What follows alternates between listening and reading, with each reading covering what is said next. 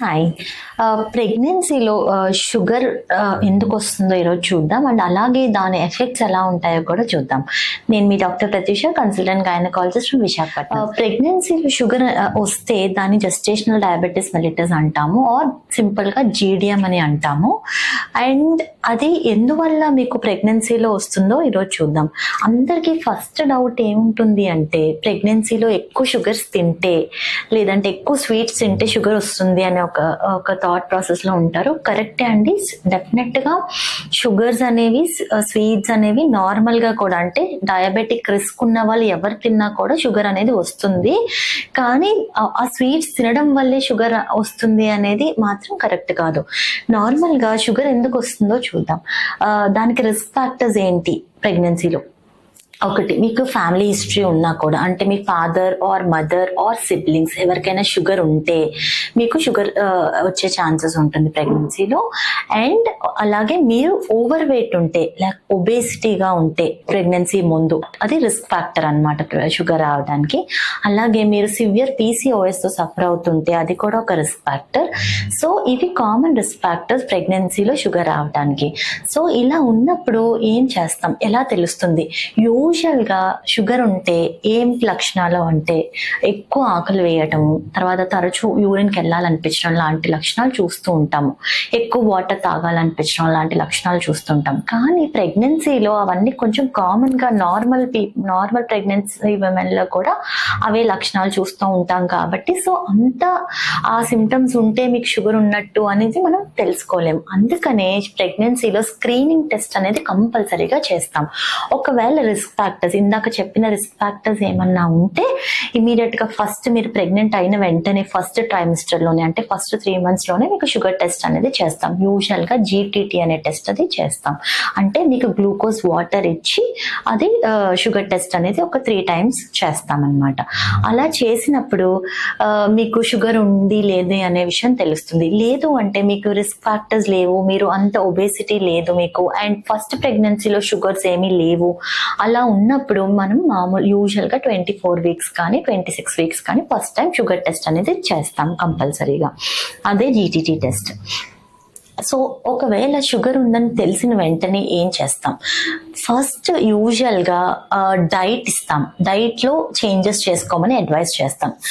First 15 to 20 days diet and అలాగే exercise. మీకు ఏమి కాంప్లికేషన్స్ లేకపోతే ప్రెగ్నెన్సీలో ఒక సింపుల్ ఎక్సర్సైజ్, వాకింగ్ లాంటి ఎక్సర్సైజెస్ తో స్టార్ట్ చేయమని చెప్తాం. అలాగే డైట్ ఫాలో అవ్వమని చెప్తాం. డెఫినెట్ గా షుగర్స్, స్వీట్స్ అవన్నీ కట్ డౌన్ చేయాలి.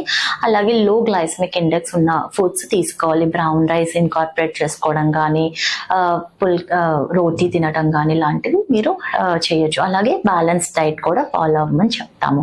అండ్ యూజువల్ గా మేము డైటీషియన్ దగ్గరికి కూడా పంపించడం జరుగుతుంది. బికాస్ ప్రెగ్నెన్సీలో షుగర్స్ అనేవి స్పైక్ అప్ అస్సలు అవ్వకూడదు.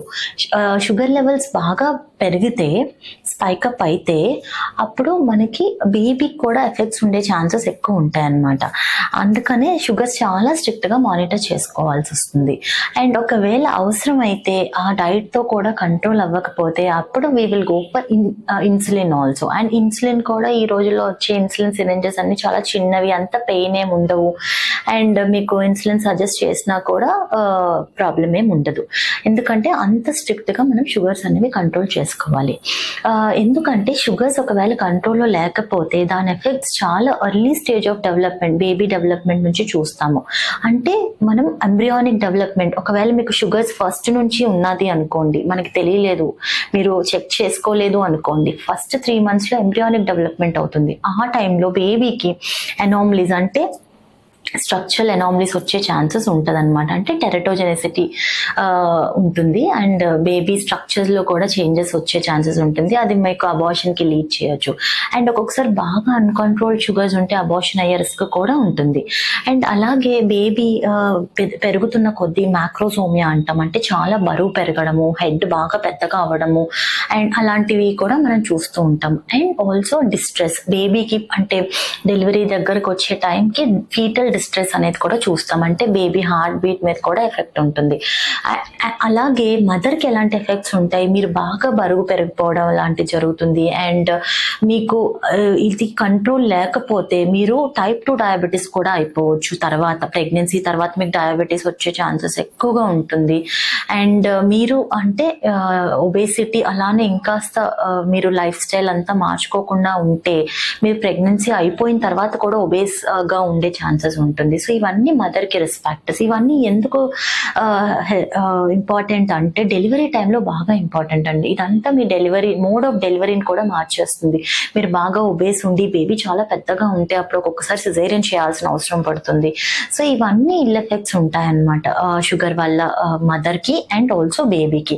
అందుకని షుగర్ కంట్రోల్ అనేది చాలా ఇంపార్టెంట్ అండ్ మానిటరింగ్ చాలా ఇంపార్టెంట్. సో డాక్టర్ చెప్పినట్టు ఎప్పుడు ఫస్ట్ టైం స్క్రీనింగ్ టెస్ట్ చేయించుకోవాలో, తర్వాత ఎన్ని రోజులకి మీరు షుగర్ అనేది మానిటర్ చేసుకుంటా ఉండాలో ఖచ్చితంగా చూసుకోవాలి. అండ్ మీకు నార్మల్ ప్రెగ్నెన్సీ కన్నా కొంచెం ఎక్కువ చెకప్స్ అవసరం పడతాయి అండ్ ఆల్సో ఎక్కువ స్కాన్స్ కూడా అవసరం పడుతుంది. ఎందుకంటే మనం బేబీ ఉమ్మనీరు పెరిగే ఛాన్సెస్ ఉంటుంది, అలాగే బేబీకి బ్లడ్ సప్లై తగ్గే ఛాన్సెస్ కూడా ఉంటుంది. అలాగే మదర్కి బీపీ ప్రియక్లాంజియా అని అంటాము, ప్రెగ్నెన్సీలో హై బీపీ రీడింగ్స్ పెరిగితే, సో ఆ రిస్క్ కూడా ఎక్కువ అవుతుంది. సో ఇవన్నీ మానిటరింగ్ ఎక్కువ అవసరం పడుతుంది కాబట్టి మీకు నార్మల్గా కన్నా కూడా ఎక్కువ చెకప్స్ అవసరం పడుతుంది.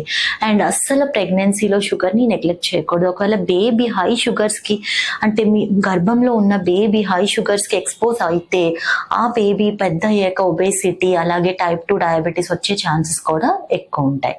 సో షుగర్ని కంట్రోల్లో ఉంచుకోండి, మీ బేబీ హెల్త్ని బాగా చూసుకోండి. సో ఇలాంటి మరిన్ని ప్రెగ్నెన్సీ రిలేటెడ్ అప్డేట్స్ గురించి నా ఛానల్ని సబ్స్క్రైబ్ చేయండి.